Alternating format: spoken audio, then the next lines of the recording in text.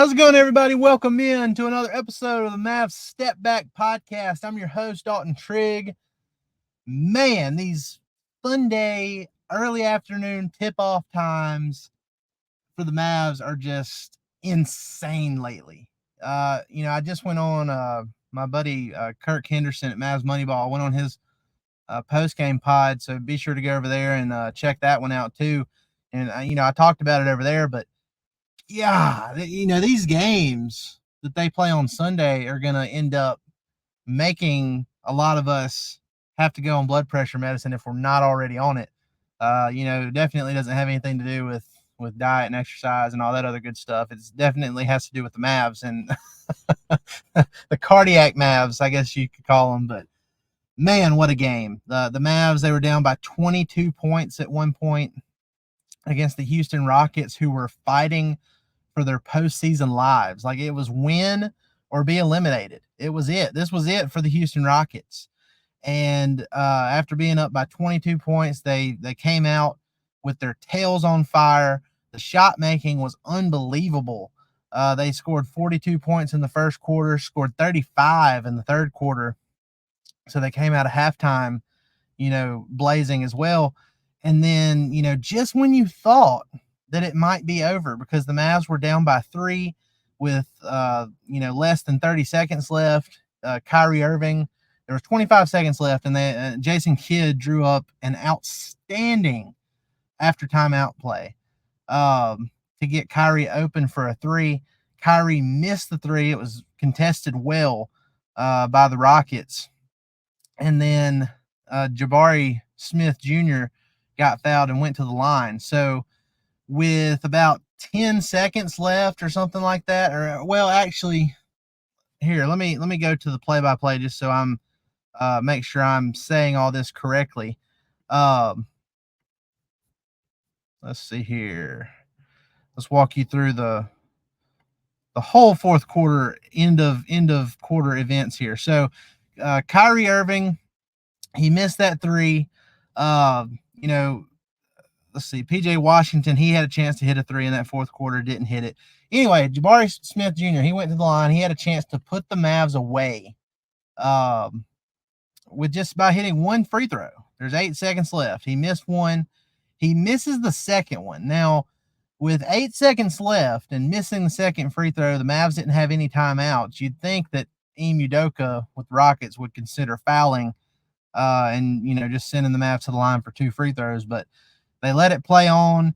They doubled Luka. Luka finds Dante Exum on the right wing for a wide open 3, and it's just onions. Just nails it. As time expires, sends the game to overtime, tied at 129, and then the Mavs just completely own the Rockets in that overtime period, 18-7. Crazy stuff from Kyrie Irving in this one.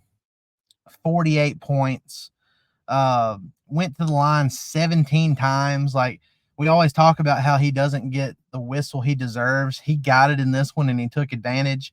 But man, crazy stuff from Kyrie in this one. 48 points, 7 rebounds, 2 assists, a steal, was a plus 21 on the night, shot 15 of 25 overall, 3 of 8 from 3, and then again 15 of 17 from the free throw line. Luka made several MVP-like plays. His knees were bleeding. Dylan Brooks, Amin Thompson, before he got thrown out in the first half because he threw an elbow at Maxi Kleba. It was really the second time he did it. He got away with it the first time, and then the second time they looked at it and said, okay, that's flagrant 2. You're out of here. I don't know what his problem was in this one, but, all these rangy defenders, even Reggie Bullock, former Mav, Reggie Bullock, that was a guy that was being thrown at Luka.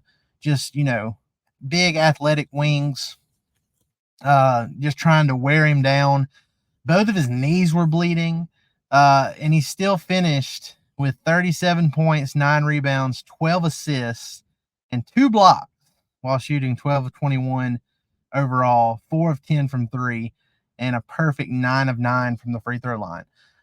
There was one play, or there was a sequence really at the end of this game in overtime that really stood out to me And it made me think, man, this is the MVP. This is the MVP this year. And it was where Luka, it looked like he was about to lose his dribble. And he was really close to the court, like about to fall over. He kept his dribble going through two defenders. He meets three more defenders in the paint.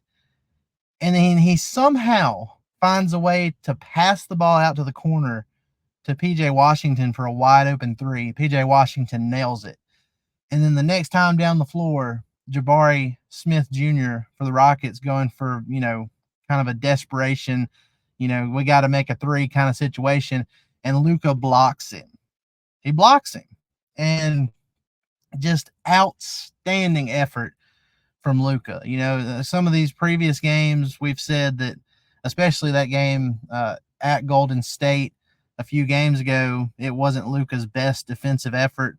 And that was, one of the main reasons that the Mavs weren't able to pull that one out. But man, this was a completely different thing, and it probably helps that the Mavs were able to give Luka a game off, and they were able to win against Golden State the other day. So crazy stuff in this one.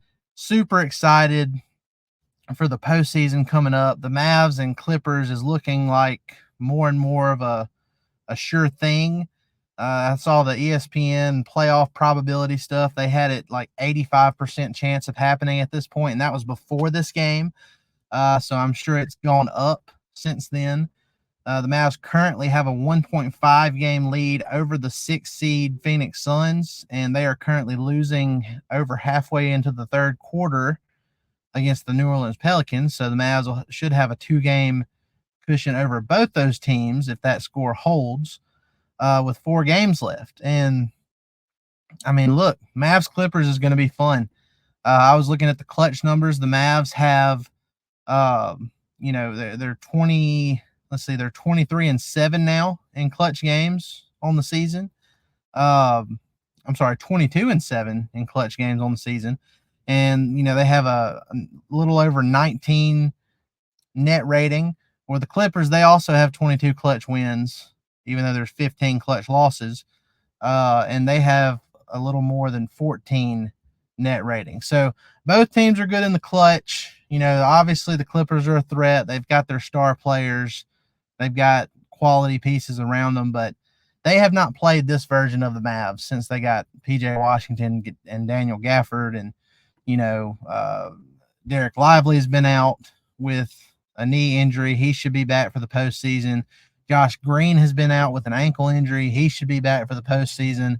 There's going to be a lot of depth, and there's going to be a lot of different pieces that, Jason Kidd can throw at opposing teams to give Luka and Kyrie the most support possible during this upcoming playoff run. So before we get into some other standing stuff and looking ahead at the Mavs schedule, I just want to encourage you all to go get the Prize Picks app.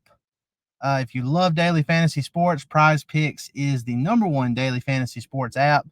Super easy to use, very fun to use as well. If you're going to be playing daily fantasy sports anyway, you might as well go get the app and get up to $100 matched on your first deposit if you use our promo code STEPBACK.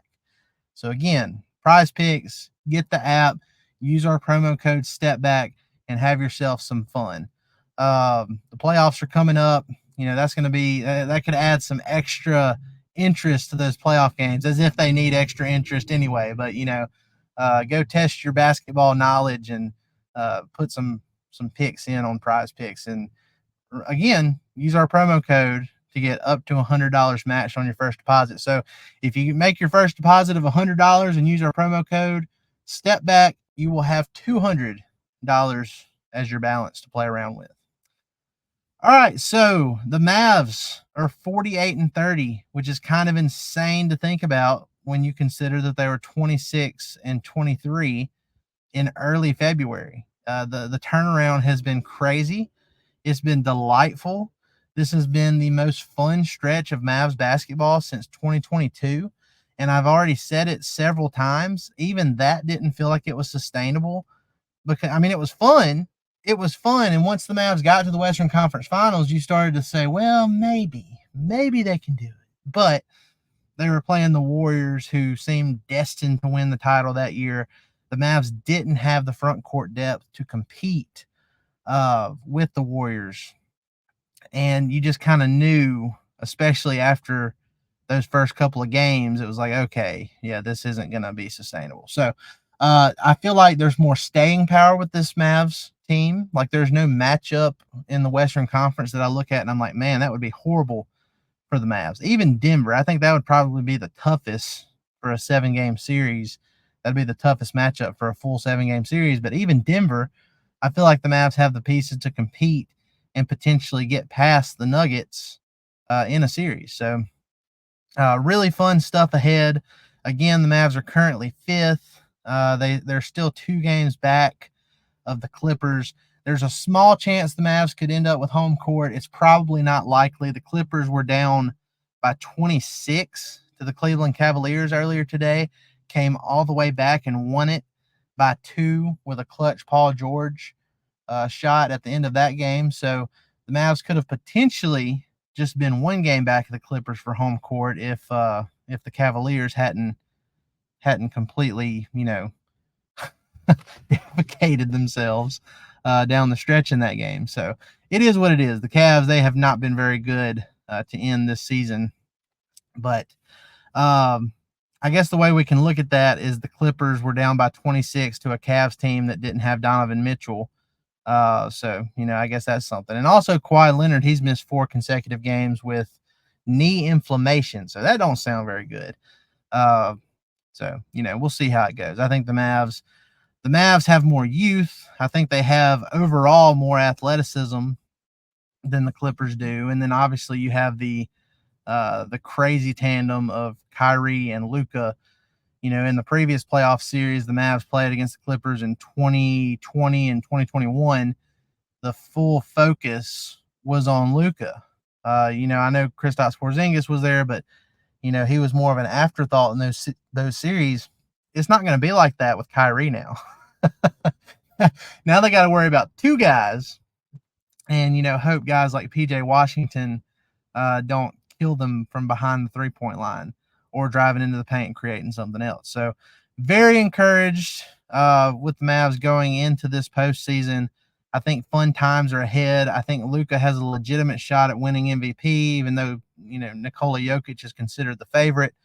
Considering how many injuries the Mavs battled through earlier this season, and given that, Luka doesn't have the same starting lineup consistency that guys like Jokic and SGA with OKC has had earlier in this season, the fact that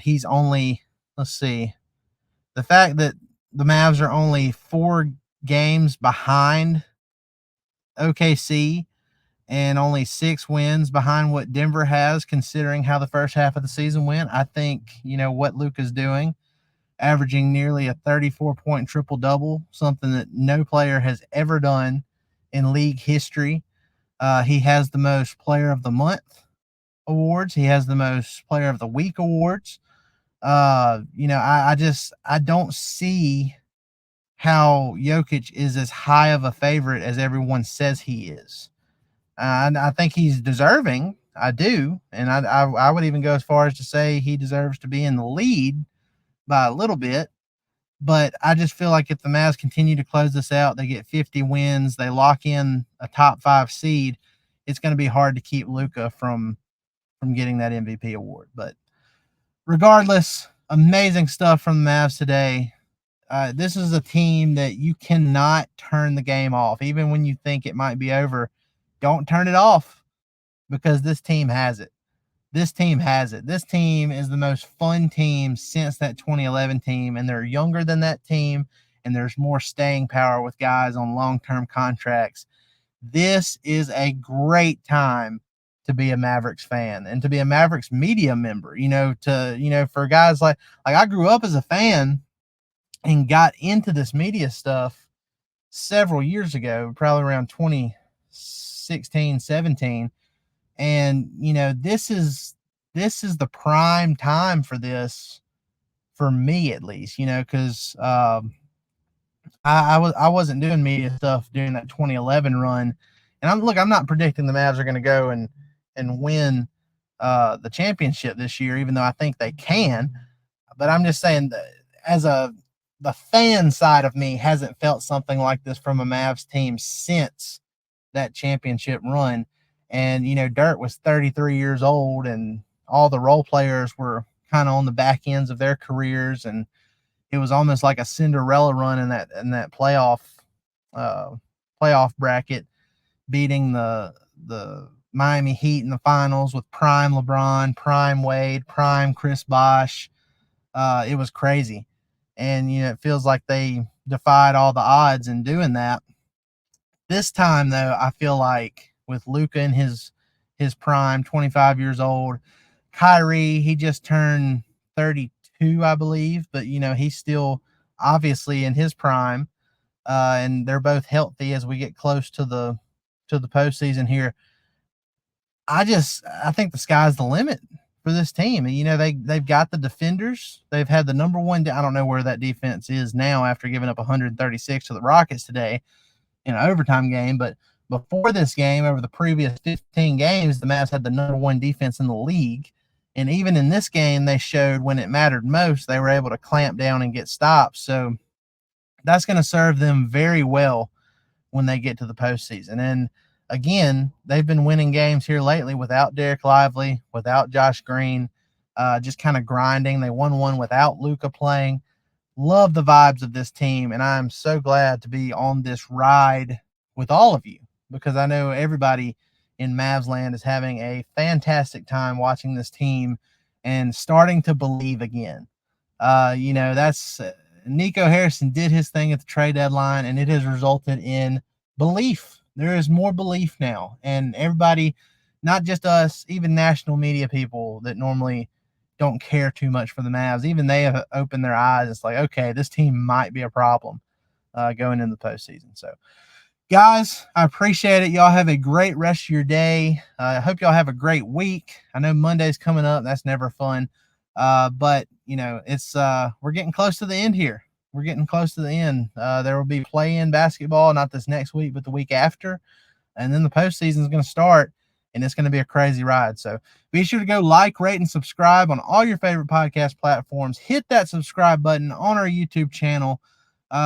Give us some comments in there. Let us know what you think about the Mavs as the postseason is upcoming. And, what do you think about this game in particular? Kyrie scoring 48, Luka 37, Dante Exum, Dante Inferno, Dante X him hitting that crazy three at the end of regulation to send it into overtime, and then the Mavs ending the Rockets' postseason dream. So crazy stuff. Be sure to go to our YouTube video and leave your comments and likes and all that good stuff. Guys, I appreciate it. Y'all have a great rest of your day. We'll see you next time.